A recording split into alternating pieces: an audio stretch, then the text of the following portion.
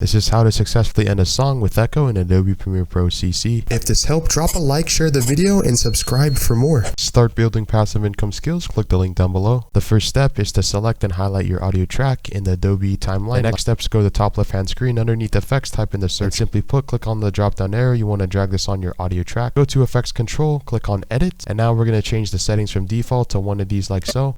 As you can see, this is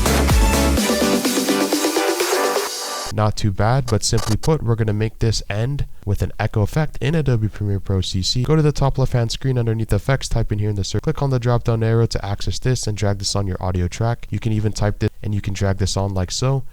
2 different echo effects in Adobe Premiere Pro.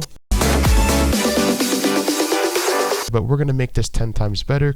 Underneath effects on the top left hand screen, you want to type in the following. Basically click on edit right here, just slap this on the audio track, mess around with the different settings, simply just dragging this to the right, as this is going to make the echo effect at the end of the song in Adobe Premiere Pro CC.